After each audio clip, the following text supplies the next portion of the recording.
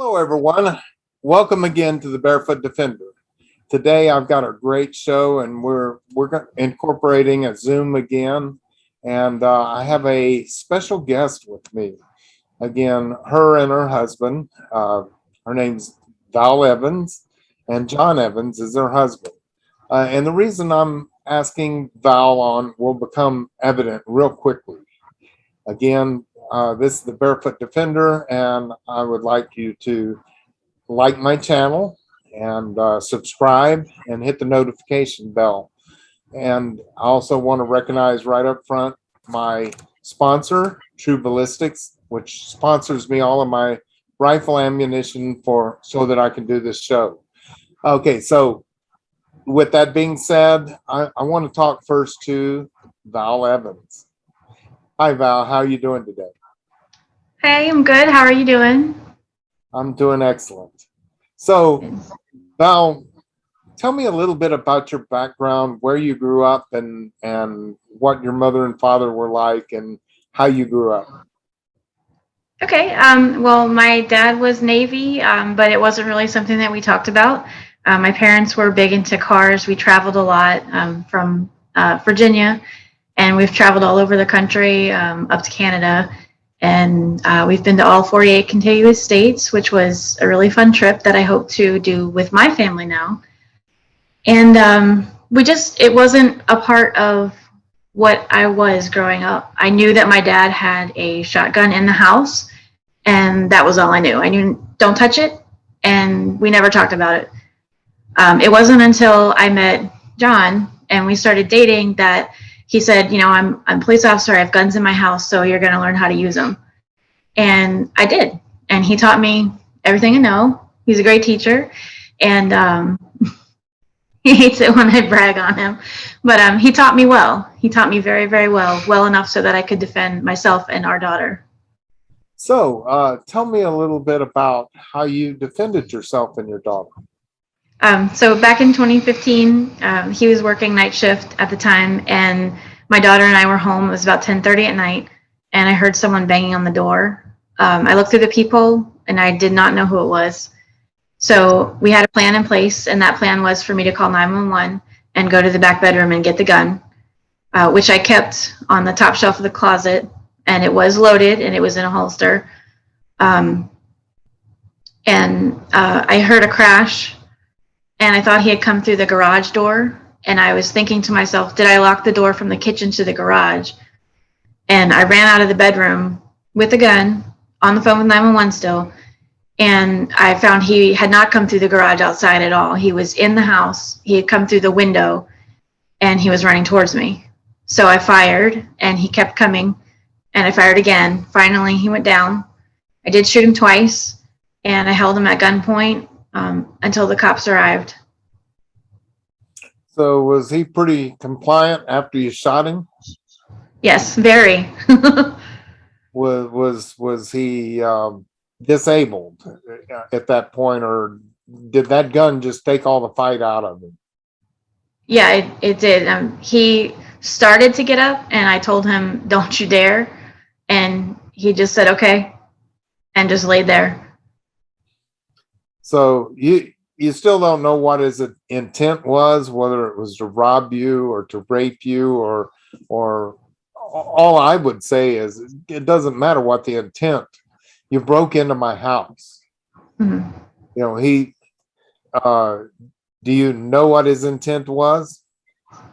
I do not, and that's actually the loophole that got him out of jail, was because they told me that I should have waited to see what his motivation was for breaking into the house, and I didn't. They didn't have any reason to hold him any longer. So, other than breaking and entering and right. Yeah, In through the window. But yeah, man, tell me why you're here. No. He had a story, but it didn't make it made absolutely no sense whatsoever what his story was. So you were working that night, right? I was. I had just gotten out of roll call when I got the call.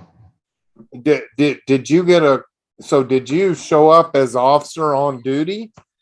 I did. I went I initially just thought that she was calling me because it was on my cell phone, and I picked it up. I had just left our station, and I picked it up, and it said her name, and I picked up and I said, "Hey, babe," and it was a male's voice, and it was the officer who was the lead investigation, the initial responding officer to the call. And he said, "Officer Evans," he said, I'm really sorry to tell you this. This is so and so with the police department. Your wife and your daughter are fine, but we need you to get home. There's been a shooting." So typically, my my response from our house to the police station at the time, because we lived in another city, would have been about 25 minutes. But I made it in about 12. And I utilized my lights and siren, and I got home very quickly. I was going to say lights and siren running pretty fast. Well, thankfully, it was an adjoining jurisdiction.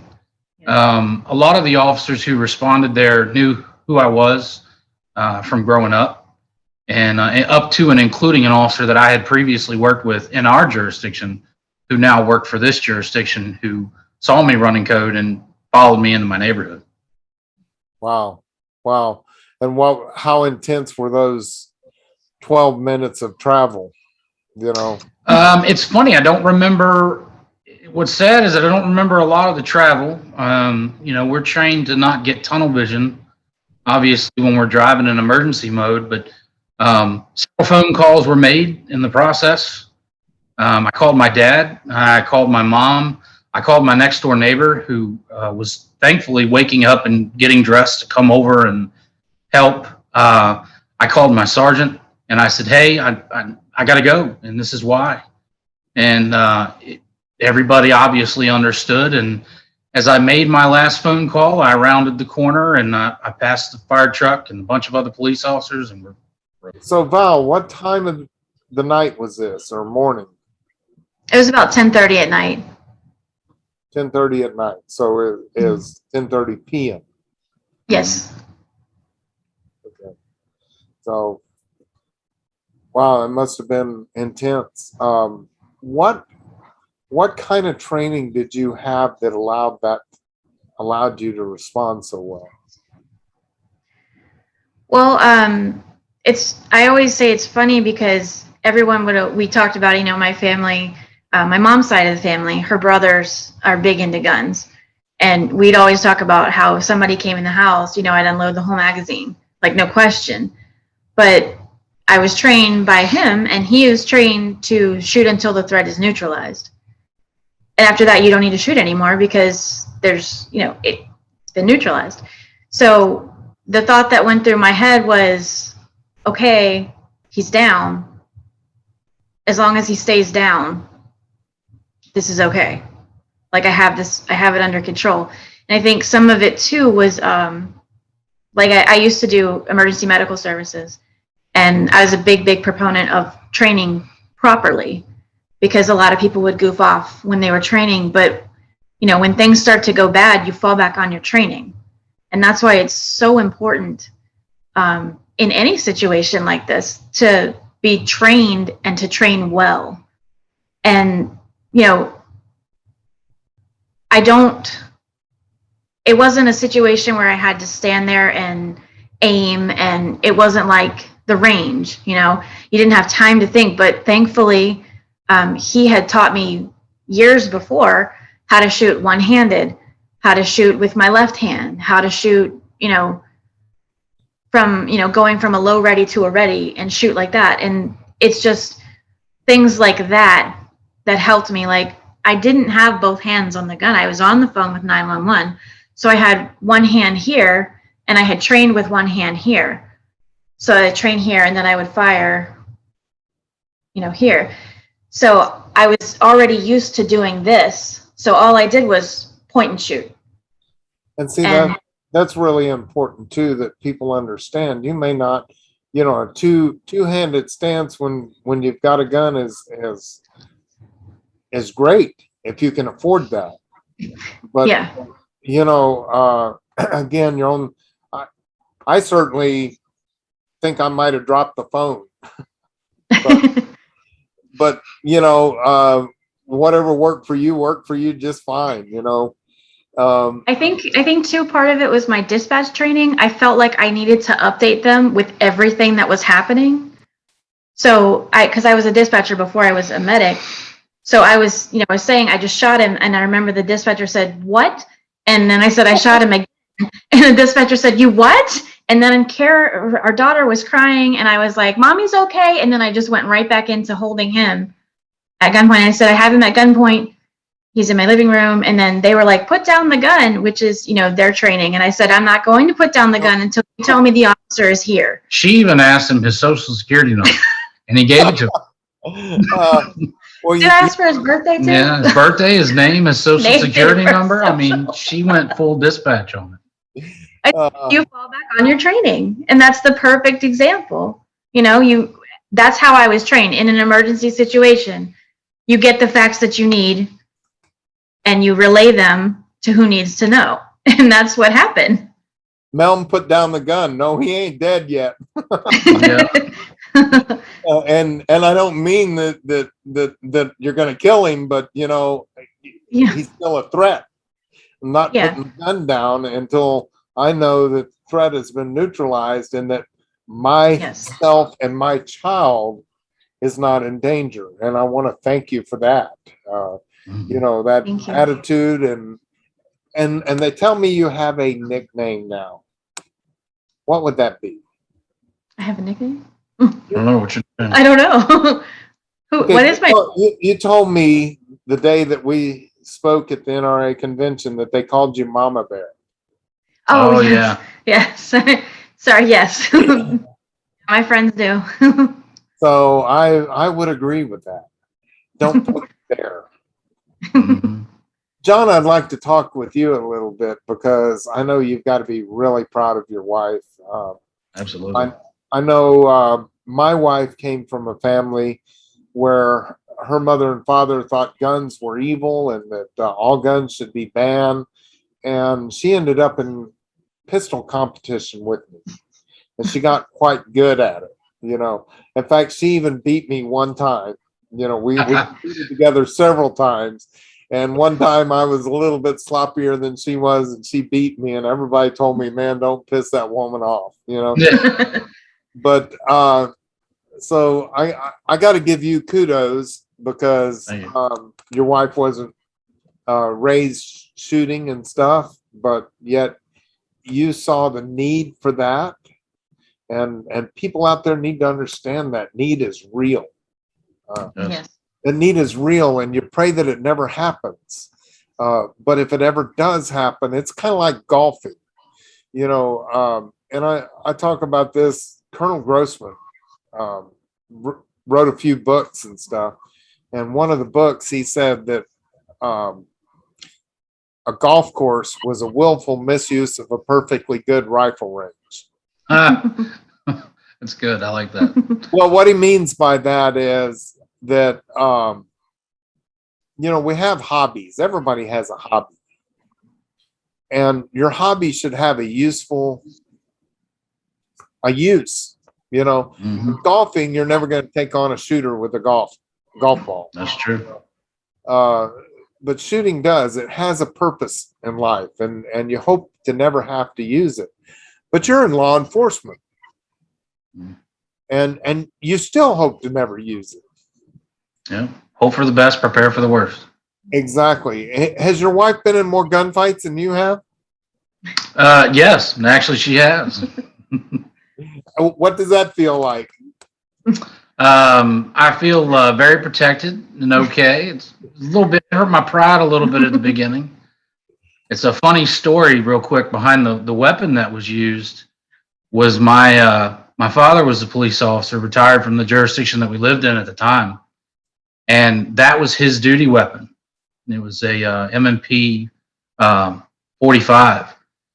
And that was the one that we had chosen to have that as our main available weapon at the house. 45. And my dad, he had never firearm. The firearm. My dad had purchased that firearm when he retired. I don't know if it's like this everywhere, but in Virginia, when you retire from a law enforcement agency, you can purchase your duty firearm for $1. And so he had purchased that for $1 and then given it to me as kind of a sentimental thing. And that was what we chose to have. Well, he kind of made a joke. He said, I never even got to use that thing, so. Well, and that's it. Our police officers could go a whole career and never have to fire a gun. And Yep. and you hope that that's the way it is, that you can spend your whole career and walk out without ever having to. Now you're going to have to draw it once or twice probably, but you hope you never have to use it. And that brings me to, I guess, some of the climate of today's world and the defund police and going to train police to shoot people in the legs instead of, do you want to talk about, and also along with defunding the police and them telling everybody, well, we have to retrain the police. And they're basically putting handcuffs on you and what you can do as an officer. You want to talk a little bit about that? Unfortunately, it's all of these decisions are being made by people who have no idea what it's like to go out here and police in a community. If everybody obeyed the laws, I wouldn't have a job. But it does put us to a disadvantage because we train in this aspect for so long, and we train what will work and what won't work. And unfortunately, we're worse at it. When we see police shootings, police officers will Monday morning quarterback that police shooting in a heartbeat. And the reason we train the way we train now is because that is what works to best protect us and to best protect the public and to best neutralize the situation. Training to shoot in the legs, it's a wonderful idea, but it's not real. It's not reality. And shooting at a paper target is much different than shooting at a moving target, let alone trying to shoot at a leg that's now running or going away or hidden, or it's not realistic. And until they can understand that, we're going to continue to have this problem of legislators and citizens who don't understand what it's like to police a community. I heard that they were going to hire LeBron James to start training you guys. And I hope he can shoot a lot better than I can. So, Val, how has this changed your life? Well, luckily, I have the great fortune of working around people who are like-minded about firearms. My boss and pretty much everyone that I work with in my office has concealed carry permits. I've been really, really, really blessed in that, because when you understand the need to carry a firearm as a citizen and not as as law enforcement, you have a different mindset than a lot of people do. And because of that, they're not against police. I feel like sometimes though, like sharing my story or sharing that my husband is a police officer with people that I don't know, I'm always a little afraid of the backlash. But again, like I've said, I've been blessed that everyone around me is supportive. There have been a few times when we decided, let's maybe not go out somewhere because of, the climate that's happening. Maybe let's just stay home, like just in case, because, we've seen several people. Police car. Yeah, and we had to, when it got real bad, we had to actually hide his police car from the front of our house. And that was a decision that he didn't make lightly, because for me, it's always been very comforting. But, things change a lot, and it became a target. And because it became a target, then it strikes up all kinds of thoughts in my head about, well, what if they know his schedule? What if they know when he's not home? I mean, if the car's not there, is he home? Is he not home? Do they know who you are? Yeah, I mean, really, because, people, unfortunately, while we do have we check a box that says, I live with law enforcement, that doesn't mean that information is hidden, and they can easily access information. And that's the scary part about it, is that you can just figure it out. And then, of course, if the car's sitting there in front of the house, it's like a big sign, hey, we're here, and even in our area where we didn't think we had much of a problem, it was still scary because especially after the shooting, really reaffirmed my belief that you never say it can never happen to me, because it can, and it may. And like he said, prepare for the worst, expect the best. But you have to have that in mind, So absolutely. First, I want to tell you, John, that I appreciate our law enforcement. I appreciate you and the fact, and what I tell our police officers is, our men and women in blue that go out and put their lives on the line for people that they don't know every day. And when you put on that vest in the morning and you put on that pistol and you put on that badge, what you're telling the rest of the world is there's still something in this world worth dying for. And I'm willing to stand in that gap, to be that person that puts his life on the line for something good and noble.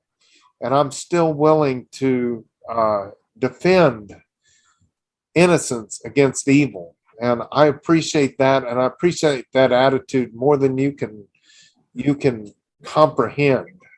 When I see a police car parked out in a parking lot, I think to myself, how fortunate of that neighborhood to have an officer that lives there.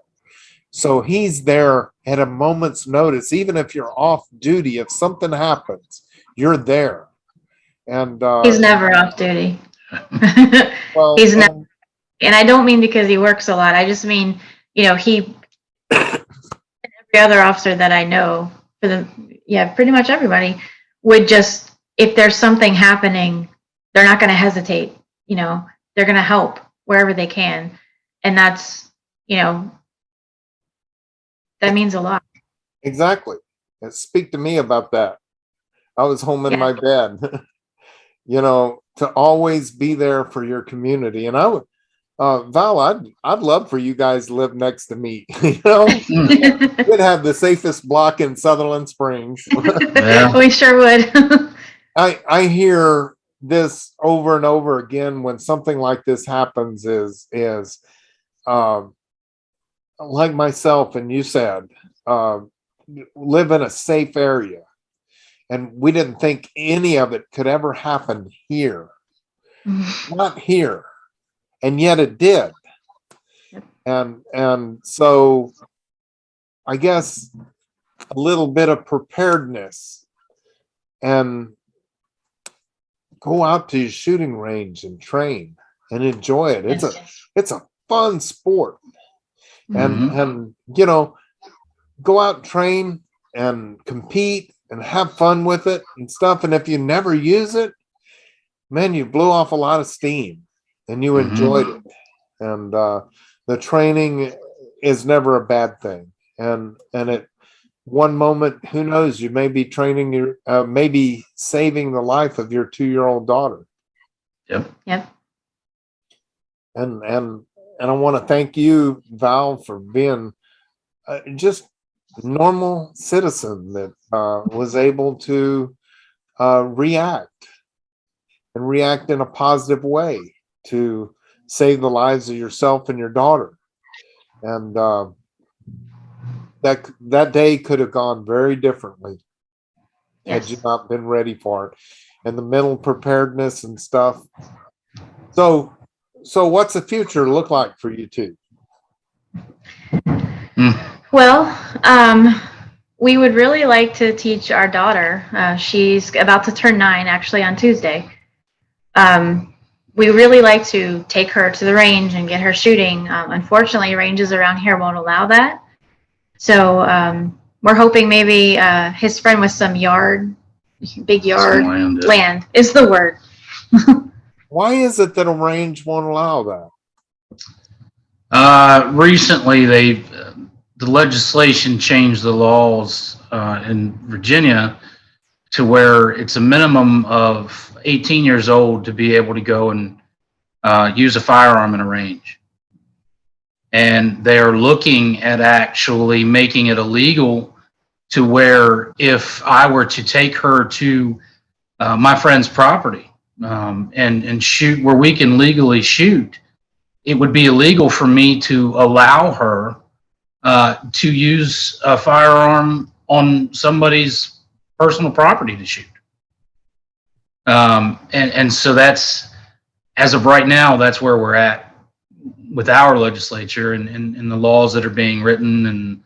And it's something new every day coming out that we've got to learn and understand. And, you know, it never makes much sense to me to stop it, knowing, you know, I've got almost the exact opposite history of Alan growing up with firearms, and to know that I was able to start at a very young age plays into what I am today and the knowledge that I'm actually able to pass on. But unfortunately, I can only do what I can do here without actually, you know, breaking the law.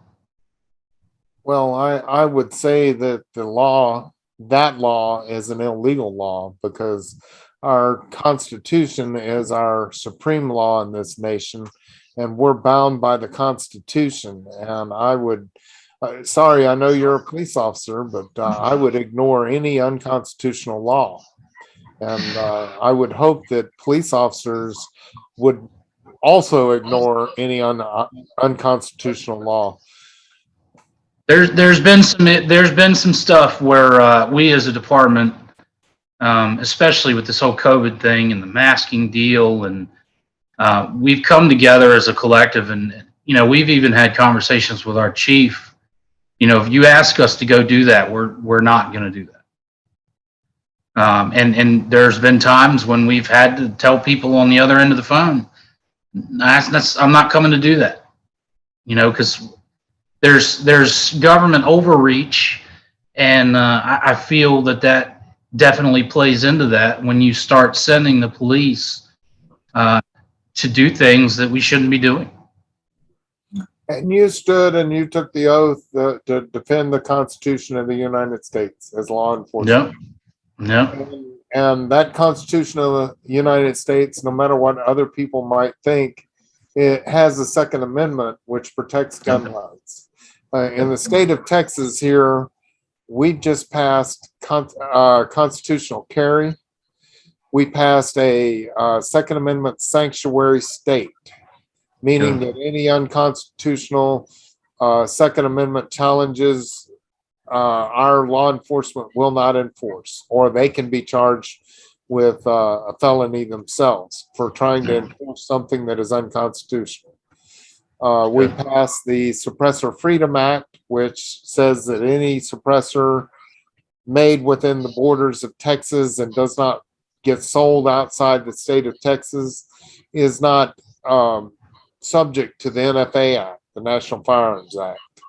So Texas is starting to take back what has been taken from us before. And I find that most law enforcement, now you have the Chiefs of Police Association, and they stood against constitutional carry, but your main rank and file police officers on the street are for constitutional carry and our right to carry a gun into the public without a permit, either concealed or open. And you as a business, if you own a business and you don't want me coming into your business with my gun, you have the right as a property owner to tell me that and to put it on the door and I have the right as a patron of that business to choose to go do business elsewhere, you know. Yep. And I believe that that's the way it should be. You know, you want to tell me I can't come into your business with a gun. I have the right to go to another business. Yep. And believe me, there's plenty of gun-friendly businesses here in the state of Texas. I ran a youth shooting league for several years, and both my daughters and my son were NRA distinguished experts by the time they were 8 years old with a pistol. That's awesome. And I think that we should have that right to be able to train our kids and to bring them up through training, proper training. You know, they say they want to stop crime. They want to cut down on crime. And they want to cut down on accidents with guns. And yet you want to take all the training away from, so more accidents are more likely to happen. Responsible gun ownership starts with training. And it starts with training at a very young age. And I would say you guys need to get out there and you know, get active in your state politics and stuff, and start to take your state back. It's Virginia, for goodness sakes. Has such a Yeah. We'll see what happens in November. Our governor election is coming up in November. So you guys have such a rich history. You know, absolutely. Patriots died in your streets and in your countrysides for the right to own guns and stuff. Yeah. Absolutely. Well, I want to thank you guys both so much for joining me at the Barefoot Defender.